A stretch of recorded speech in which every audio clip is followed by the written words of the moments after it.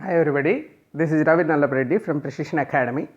శాతవాహనుల కాలంలోని పుస్తకాలు, వాటి రచయితలు, ఈ సాహిత్యము ఉత్కృష్టమైన ఒక స్థాయికి అప్పుడే చేరిపోయింది అని చెప్పడానికి ఆధారాలు ఈ పుస్తకాలు, ఈ గ్రంథాలు. ఇవి ఎగ్జామ్ పర్స్పెక్టివ్లో చాలా ఇంపార్టెంట్. శాతవాహనుల కాలంలోని సాహిత్యం అయితే ఎగ్జామ్ పర్స్పెక్టివే కాకుండా మీకు ఆ సాహిత్యాన్ని పరిచయం చేసే ప్రయత్నం కూడా నేను ఈ సెషన్లో చేస్తాను. చాలా ఇంట్రెస్టింగ్గా, చాలా ఎలివేటింగ్గా ఉంటుంది. మీరు చివరిదాకా చూడండి. మొట్టమొదట గాథా సప్తశతి. ఇది ప్రాకృత భాషలో వెలసిన 700 ప్రాకృత గాథల సంకలనం. 700. సప్త అంటే 7, శత అంటే 100. మీకు తెలుసు కదా, శతమానం భవతి అంటుంటారు, అంటే 100 సంవత్సరాలు బతుకొని. సప్త అంటే 7, అంటే 700. సప్తశతి అంటే 700 ఉన్నాయన్నమాట దీంట్లో కథలు. హాలుడు సంకలనం చేశాడు అంటే అంతా అతనే రాశాడు అని అనట్లేదు. వేరే వేరే రచయితలు చెప్పినాటివి ఆయన తీసుకొని సంకలనం చేశాడు. అతనికి కవివత్సల అనే పేరు కూడా ఉంది. హాలుడికి కవివత్సల అనే పేరు. ప్రాకృత భాషలో గాహా సప్తశయి అంటారు. ఒరిజినల్గా గాహా సప్తశయి. దాన్ని సాంస్క్రిటైజ్ చేస్తే గాథా సప్తశతి, గాహా సప్తశయి. ఆనందవర్ధనుడు, ముమ్ముటుడు వంటి అలంకారికులు తమ గ్రంథాల్లో వీటిని ఉదాహరణగా వాడుకున్నారు. ఇంకా సంతోషాలను, దుఃఖాలను, ప్రేమికుల వియోగాలను, విరహాలను, వినోదాలను, విలాసాలను, పల్లె సంబరాలను, పెళ్లి సంబరాలను, అలంకారాలను, అనుభూతులను, ఇలా ఎన్నింటినో గాథలుగా సమాహారం చేసిన ఉత్కృష్టమైన కావ్యము గాథా సప్తశతి. ఇంకా కొన్ని గాథలు చెప్తాను. దీని ద్వారా మీకు గాథా సప్తశతి ఏంటి అనేది అర్థమవుతుంది. చాలా ఎలివేటింగ్గా ఉంటాయి, వినండి. ఒక భర్త వ్యాపార నిమిత్తం దూరదేశం వెళ్ళాడు. ఎక్కడున్నాడో ఇంకా తెలియడం లేదు. సంధ్య వేళ అయింది. ఆమె ఇంటిలో దీపం పెడతా ఉంది. కనుల ఎదుట వెలిగిన దీపం ఆమెకు వెంటనే భర్తను తలుపులోకి తెచ్చింది. తలుపులలో అతను మెదిలినదే తడవుగా కనులలో కన్నీళ్లు నిండి ధార కట్టడానికి సిద్ధమయ్యాయి. చెంపల మీదుగా కిందికి జారి పడడానికి సిద్ధంగా ఉన్న కన్నీళ్లు ఎదుటుగా ఉన్న దీపాన్ని ఆర్పివేస్తాయేమో అన్న భయంతో ఆమె తన ముఖాన్ని అటుగా తిప్పి దీపం పెడుతున్నది. ఇది వర్ణనండి.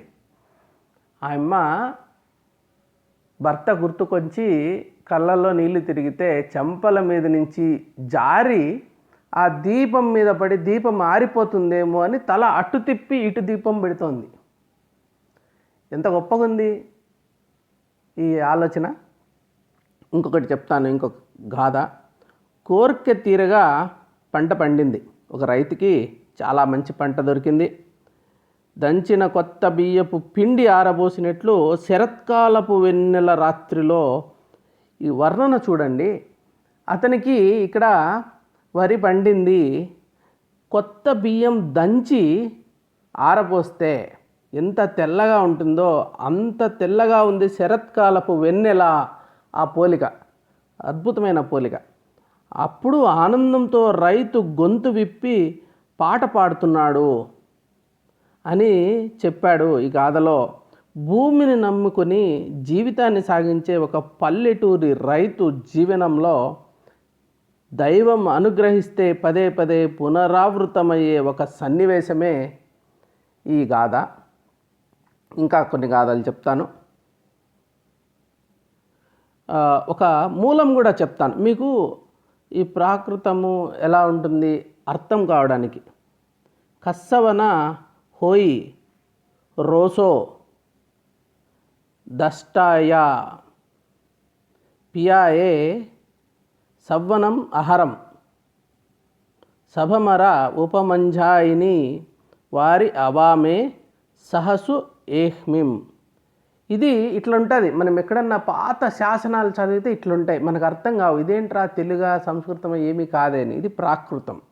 దానికి శ్రీనాథుడు గాథా సప్తశతిలో దాన్ని అనువాదాలు చేశాడు. ఆయన వారణసేయ దావగొనవా నవ వారిజ ముందు తేటి క్రొవ్వారుచునుంట నీ వెరుగవా ప్రియవాతెర గంటు కంటి కెవ్వారికి కెంపు రాదు తగవా మగవారల దూర నీ విముండారసి నీ నిజం వెరుగునంతకు నంతకు నోర్వు నెచ్చలి అన్నాడు.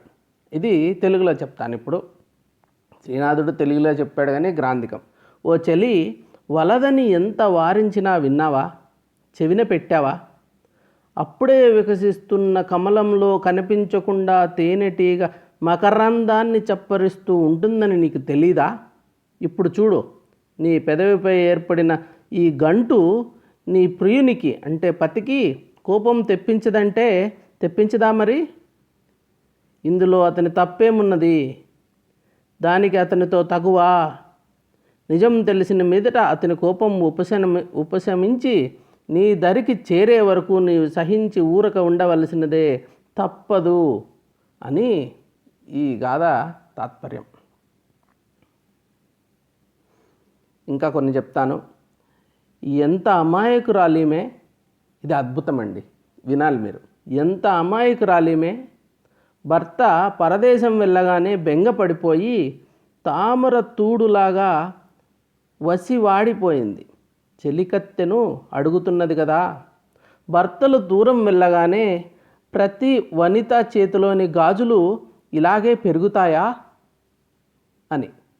బాగుందమ్మా, బాగుంది, ఇలా అడక్కు, ఎవరైనా ఉంటే నవ్వుతారు అని చెలికత్తె అంటుంది. ఇక్కడ చూడండి, ఆమె ఏమంటుంది? భర్త దూరం వెళ్ళిపోతే గాజులు ఎందుకు ఇలా సైజు పెరిగిపోతున్నాయి, అందరికీ ఇలాగా జరుగుతుందా అని అడుగుతుంది. నిజానికి ఆమె చిక్కి శల్యం అయిపోయింది కాబట్టే గాజులు లూజ్ అయినాయి. అది ఆమె అమాయకురాలు ఆ రకంగా చెప్తాంది, ఆ గాజులు పెద్దగా అయ్యాయని. ఆమె ప్రేమకు ఆమె చెప్పిన విధానం, ఆమె అమాయకత్వానికి ప్రతీకలుగా మనము చూడొచ్చు ఇది. ఇంకా 4వ శతకం 30వ గాథ ఒకటి ఉంది. అదేమంటే, ఈ గాథను చెప్పిన కవి పేరు వసన్నస్స. అతను ఒక పదికుడు, పాదచారుడు. అది చలికాలం. ఆనాటి రాత్రి సన్నని పదునైన నూగు కలదైన గడ్డి ప్రాంతంలో వేడి కోసం పడుకున్నాడు. ఫలితంగా శరీరం మీద అనాచ్ఛాదిత భాగమంతా గీసుకుపోయింది. ఇక్కడైతే షర్ట్ వేసుకోలేదు, అక్కడంతా గీతలు పడ్డాయి. మంచుతో నిండి ఉన్న ఉదయాన నిద్ర లేవగానే తడి చేతితో ఒంటి మీద ఆ గాయాలున్న చోట రాసుకొని హాయిని పొందుతున్నాడు. ఆహా అని. మీరు ఎప్పుడన్నా చలిలో అక్కడే పల్లెల్లో పొలాలలో పనుకొని నిద్రలేస్తే ఇలాంటి అనుభూతులు మీకు అర్థమవుతాయి. ఆ పల్లె వాతావరణంలో ఆ చలికి అప్పుడు దానికి ఏం కోల్డ్ క్రీమ్స్ ఏమి ఉండవు కదా, చేత్తో అలా చల్లటి చేత్తో అలా రాక్కుంటూ ఆనందంగా ఉన్నాడు అతను. ఇంకా కూడా తెలుగు పదాలు ఏం వాడారు. ఇప్పుడు గాథలు విన్నారు కదా, అద్భుతంగా ఉంటుంది. వీలైతే అన్ని గాథలు చదవడానికి ప్రయత్నం చేయండి. తెలుగు పదాలు, అలాగే ఈ గాథలను బట్టి ఈ కంటెంట్ ఏంటో మీకు అర్థమైపోతుంది. ఇది రాజుల గురించి అట్లా కాదు. ఈ పల్లెటూర్లలో ఉన్న రైతు కావచ్చు, ఒక తన భర్త విదేశాలకు పోతే ఆ భార్య అనుభూతులు కావచ్చు, ఇవన్నీ కూడా చాలా great depiction of people's emotions. అది ఈ గాథా సప్తశతి. ఇప్పుడు అక్కడ తెలుగు పదాలకి మూలాలు మనం వెతుకుతున్నాం. ఏత్తని మజ్జయి అత్త అని ఒక చోటు ఉంది. ఇక్కడ అత్తగారు పడుకుంటుంది అని అర్థం. ఏత్తని మజ్జయి అత్త. ఈ అత్త అనేది తెలుగు పదం. అత్త అనే పదం సప్తశతిలో 12 సార్లు ఉంది. 12 సార్లు. పీలు ఆ అంటే పిల్ల, పిలుక, పీలిక. దాన్నే పిపీలిక అని కూడా మారింది తర్వాత. పిలు ఆ మొదట. పోట్టం భరంతి సౌన విమా ఉ ఆ అంటే పక్షులు కూడా ఏదో విధంగా పొట్ట పోసుకుంటాయి అని అర్థం. పోట్టం అంటే పొట్ట. ఈ పోట్ట శబ్దము మరింకా 2 చోట్ల కూడా ఉంది. అలాగే మనం తెలుసుకోవాల్సింది ఏమంటే సంస్కృత ప్రాకృత భాషల్లో ఒకారం లేదు. పోట్టం ఎక్కడ కూడా ఒకారం చూడక, ఓకారం తెలుగులోనే ఉంది. అప్పటికి ప్రాకృతంలో ఓకారం ఉంది. సో పోట్టం అంటారు. తర్వాత ఒకారం కూడా తెలుగులోకి వచ్చింది కాబట్టి పొట్ట శబ్దం అక్కడి నుంచినే వచ్చింది, పోట్ట నుంచి. అద్దయే అన్నారు అంటే పడిబింబం వ జమ్మి దుఃఖం అంటే అద్దము, అద్దయే అన్నారు కదా, అద్దము. అద్దునది ఎదుట ఉన్న దానిని తనలో అద్దుకున్నదే కనుక ఇది అద్దము. ఎదుట ఉన్నది అద్దుకుంటుంది కాబట్టి దాన్ని అద్దము అంటారు. ఇంకా ఫలహి అన్నారు ఒక చోట, అంటే అది ప్రత్తి. అవ్వ ఊ ఆహ ధనుర్రుంప రించోలి అంటే రుంప అన్నాడు. రుంప అంటే రంప, చెక్కిన పొట్టు. ఈ రంపం పొట్టులాగా ఉంటుంది చూడండి, రంప అంటారు దాన్ని. సో అది పాత తెలుగు తెలిసిన వాళ్ళకి ఈ పదం అర్థమవుతుంది. రుంప అనే దాని నుంచి వచ్చింది అది. ఓడ సునవో వి అన్నో అత్తామత్తా అంటే ఓడు. ఓడు అంటే బీటలు వారడము. ఓట, ఓడు, ఓడ అన్నారు కదా. ఇది కూడా మీకు సామెతలు తెలిసింటే అర్థమయ్యేది పదం ఇది. ఆడలేక మధ్యలో ఓడు అంటారు. ఓడు అంటే ఓడిపోవడం కాదు, బీటలు వారడం. వాళ్ళు ఏమంటారు, ఆడలేదు ఒక ఆమె, డ్యాన్స్ బాగా రాదు ఆడమ్మా అంటే ఆ మధ్యలో బాగలేదు అంటుందంటే మధ్యలో ఓడిది అంటుంది. ఓడిది అంటే ఏంటి, మధ్యలో బీటలు బాగుంది కాబట్టి శబ్దం కరెక్ట్గా రావట్లేదు కాబట్టి నేను ఆడలేకపోతున్నాను. ఓడు అంటే ఆ పదం అక్కడి నుంచి వచ్చింది. సావులి అంటే కప్పుకునే వస్త్రము అని అర్థం. ఈ సాలీడు, సాలెవారు ఇవన్నీ ఇక్కడి నుంచినే వచ్చింటాయి. ఇంకా ఇతర పదాలు ఏమంటే అమ్మి, అందం, పాడి ఇవన్నీ కూడా గాథా సప్తశతిలో మనకు కనిపిస్తున్నాయి. తెలుగు అలాగే ప్రాంగ్నన్నయ తెలుగు భాష ఇక్కడ మొదలైంది. ఇది మీరు గమనించాలి ఈ పదాలన్నీ కూడా. ఇంకా గుణాఢ్యుడికి బృహత్కథ రాశాడు. దాని మీద ఒక అద్భుతమైన ఒక వివరణ లేకుంటే ఒక కథ ఉంది. శాతవాహన రాజు హాలుడు ఒకసారి రాణితో జలవిహారం చేస్తున్నాడు. అంటే అతను జలకాలాడుతున్నాడు. ఆమె మోదకై స్తాడయా అనింది, నీళ్లతో నన్ను కొట్టద్దు అని చెప్పింది. మోదకై స్తాడయా అనగా రాజు పొరపాటును అర్థం చేసుకొని మోదకాలు అంటే మోదకై అన్నింది కదా, అంటే మోదకాలు అంటే ఏంటి, లడ్డూలు అన్నమాట. ఆ లడ్డూలు తెప్పించి రాణి మీదికి విసిరాడు. స్తాడయ అంటే విసిరాలు, అంతర్థమైంది. మోదకై అంటే నీళ్ళు. ఆయన ఏమనుకున్నాడు, నీళ్ళతో కొట్టద్దు ఇట్లా జల విహారంలో అనేసరికి లడ్డూలతో కొట్టాలనుకుని లడ్డూలు తెప్పించి కొట్టాడు. దానికి సంస్కృతం రాదని రాని పరిహసించింది తన్ని. అతనికి అవమానం అయిపోయింది. అప్పుడు హాలుడు ఏం చేశాడు, రాజాస్థానంలో గుణాఢ్యుడు అడిగాడు, నాకు సంస్కృతం నేర్పించగలవా అంటే 6 సంవత్సరాల్లో నేర్పిస్తాను మహాప్రభు అని ఆయన చెప్పాడు. ఆ స్థానంలో ఉన్న శర్వవర్మ తానైతే 6 నెలల్లో నేర్పుతాను అన్నాడు. దానికి గుణాఢ్యుడు అలా నేర్పగలిగిన పక్షంలో నేను ప్రాకృత సంస్కృత దేశ భాషలను త్యజిస్తాను అని శపథం చేశాడు.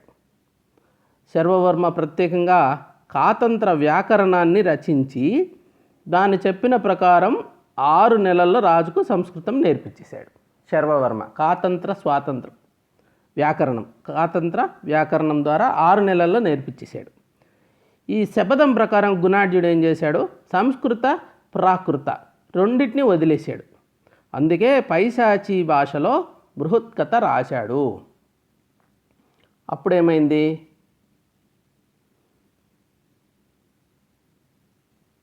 ఈ తర్వాత బృహత్ కథను రాసుకుని రాజుకి ఇవ్వాలని వెళ్తున్నాడు ఇతను.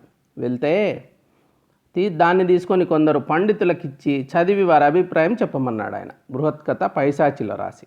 అది అంత గొప్ప పుస్తకం కాదని ఈర్ష్యతో వాళ్ళు రాజు దగ్గరికి వెళ్ళి చెప్పేసరికి గుణాఢ్యుని రాజు వెనక్కి పంపించేస్తాడు. బాధపడి గుణాఢ్యుడు అది తీసుకొని వెళ్ళిపోతాడు. అప్పుడు ఏం జరుగుతుందంటే రాజుగారి భోజనంలో ఏ రుచి లేని మాంసం వంటవాడు వండిస్తాడు. ఆ వంట తిని రాజు నిలదీస్తాడు. అప్పుడు వంటవాడు, అప్పుడు రాజా, అడవిలో జంతువులన్నీ ఒక దగ్గరే కూర్చొని ఏడుస్తూ ఉన్నాయి, అందుకే వాటి మాంసంలో ఈ రకమైన రుచి లేకుండా పోయింది అని చెప్పారు. అది ఒక ఆయన ఎవరో మంటలో ఏదో చదువుతూ తాళపత్రాలన్నీ వేసేస్తున్నాడు, ఆయన చుట్టూ జంతువులన్నీ ఉన్నాయి అంటే రాజు ఆశ్చర్యంతో అక్కడికి వెళ్ళి చూస్తే గుణాఢ్యుడే అన్నమాట. అది ఒక్కొక్క శ్లోకం చదివి మంటలో వేసేస్తున్నాడు. తాను ఎంత పొరపడ్డానో అర్థమైపోయి ప్రాధేయపడి అక్కడి నుంచి పిలుచుకుని వెళ్ళాడు. ఆ మిగిలిన కథ ఇప్పుడు బృహత్ కథ మనకు దొరికిండేది. దీన్ని బృహత్ కథ మనకు దొరికిందంటే దాని స్ఫూర్తి అనువాదాలు అట్లాంటివి కొన్ని దొరికాయి. దీన్ని బుద్ధస్వామి బృహత్ కథా శ్లోక సంగ్రహ, బుద్ధస్వామి బృహత్ కథా శ్లోక సంగ్రహ, తర్వాత క్షేమేంద్రుడు బృహత్ కథా మంజరి, సోమదేవుడు కథా సాగరం, ఇట్లా 3 బృహత్ కథా శ్లోక సంగ్రహ, బృహత్ కథా మంజరి, కథా సాగరం, ఇట్లాంటి 3 పుస్తకాలు బృహత్ కథను ఆధారం చేసుకొని ఉన్నాయి. వీటి ఆథర్స్ మీరు గుర్తుపెట్టుకోవాలి. బుద్ధస్వామి బృహత్ కథా శ్లోక సంగ్రహ, క్షేమేంద్రుడు బృహత్ కథా మంజరి, సోమదేవుడు బృహత్ కథా సాగరం. విష్ణు శర్మ బృహత్ కథ నుంచి కొన్ని కథలను గ్రహించి పంచతంత్రము అని రచించాడు. ఈ బృహత్ కథ చాలా వాటికి ఆధారం. వాటిల్లో ఒకటి ఈ పంచతంత్రము. బృహత్ కథ అనే పెద్ద తానులో బేతాళ పంచవింశతి ఒక ముక్కగా చెప్పచ్చు. బేతాళ కథలు మీరు విక్రమార్క బేతాళ కథలు విన్నారు కదా. పంచవింశతి అంటే 25. ఇది మూలంలో బేతాళ కథల సంఖ్య అంతే, తర్వాత పెరిగాయి. బృహత్ కథలో మాలకుమారి కథ కూడా ఉన్నాయి. సో మాలకుమారుని కథ, మాలకుమారి కథ కూడా బృహత్ కథలోటివి. బృహత్ కథలో నరవాహన దత్తుని భార్య మదన కంచుక గురించి కూడా ఉన్నదన్నమాట. విక్రమాదిత్యుని గురించి లభించే ప్రాచీన కావ్యం ఏది అంటే ఈ బృహత్ కథ.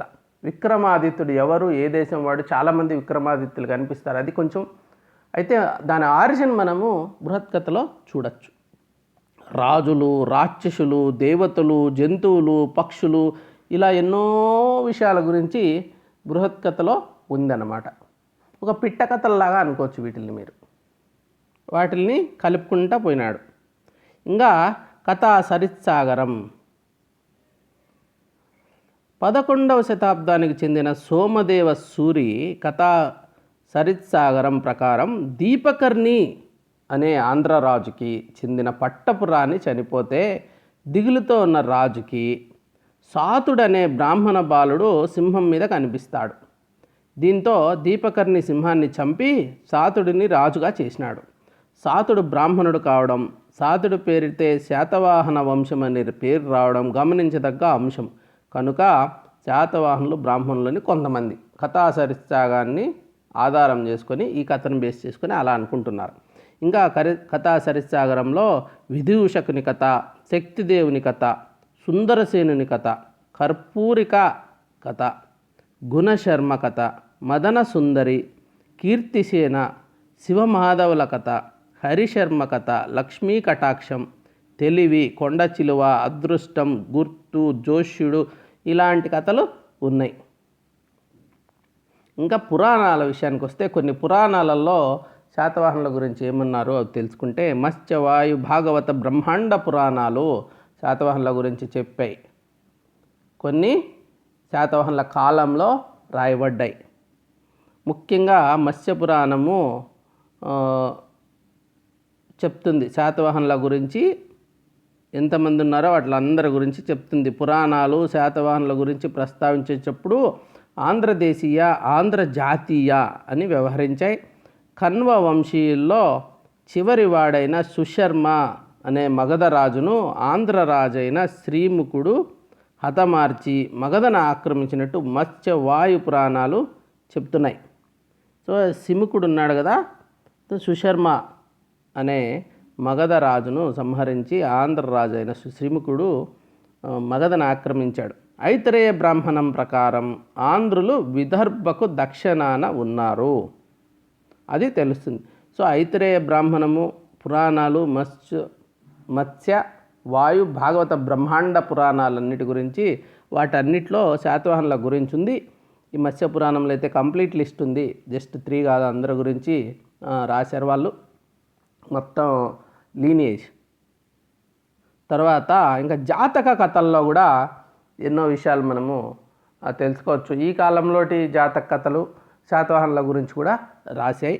వాసిష్ఠీపుత్ర పులోమావి కాలం నాటి 453వ జాతక కథలో బుద్ధుడిని బ్రాహ్మణుడిగా, 354వ జాతక కథలో అంటరాని కులంలో జన్మించినట్టు పేర్కొంటున్నాయి. అంటే బోధిసత్వుడి గురించి.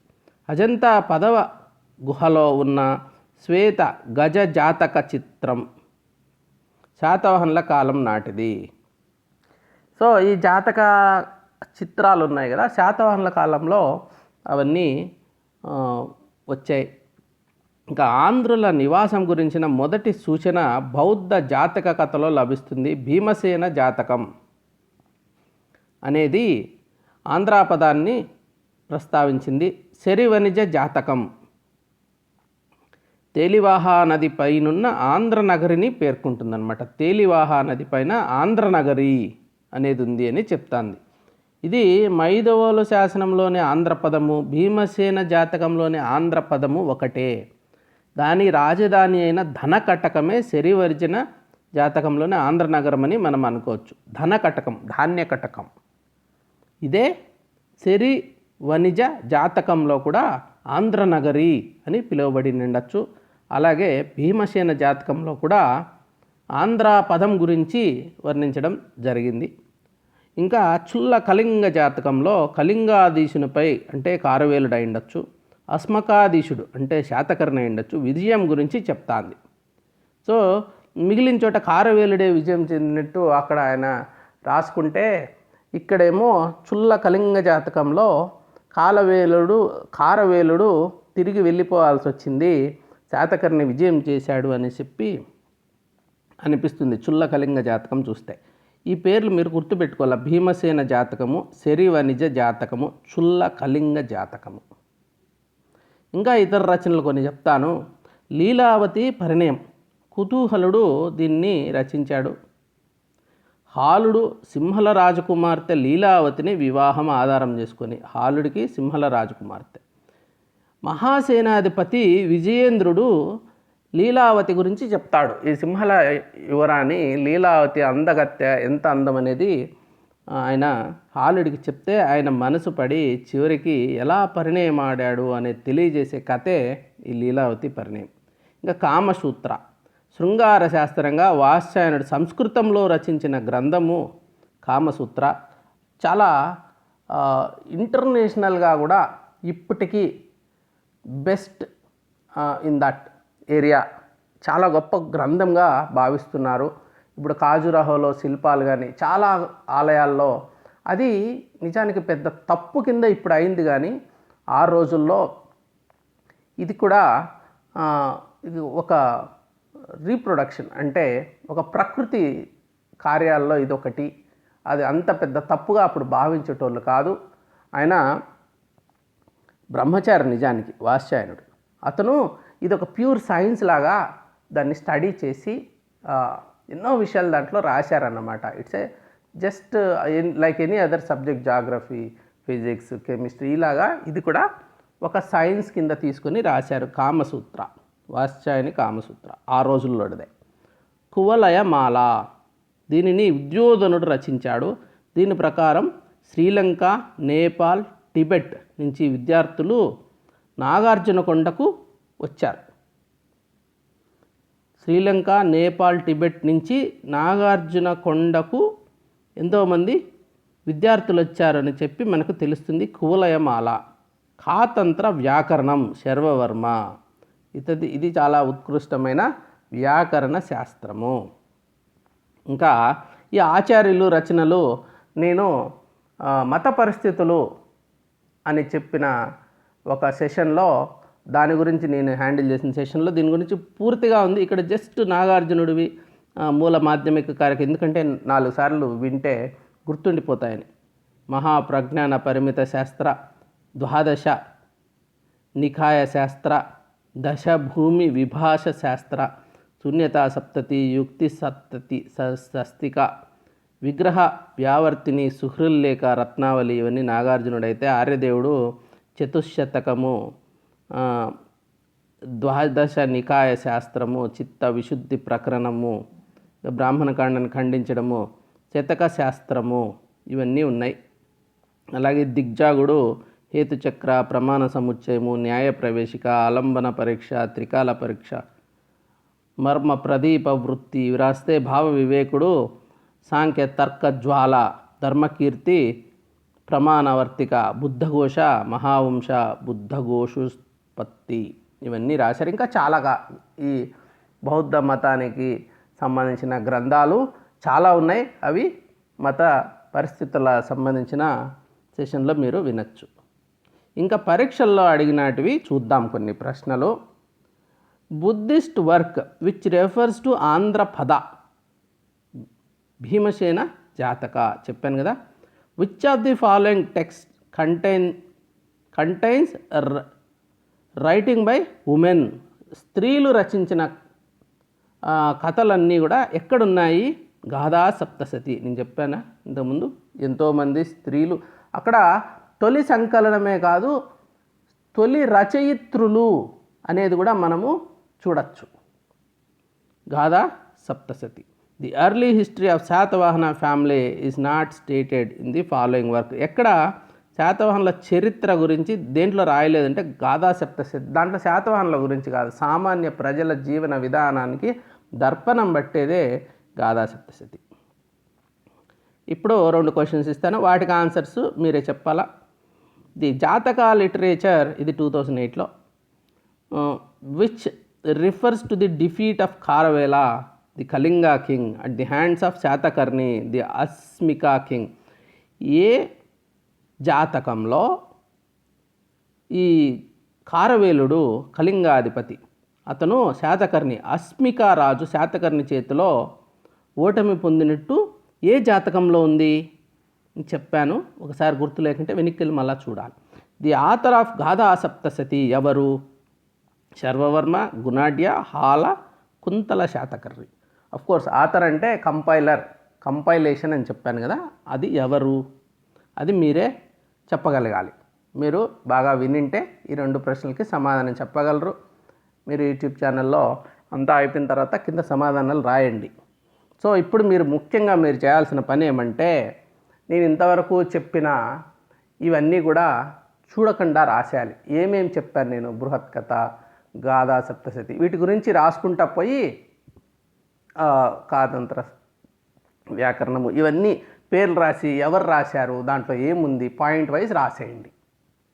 అప్పుడు మీకు బాగా గుర్తున్నట్టు. సో ఏమన్నా మర్చిపోయారనుకో, గుర్తు రావట్లేదు, మళ్ళీ వెనక్కి వెళ్ళి చూసుకోండి. సో మొత్తం రాసుకోవాలి.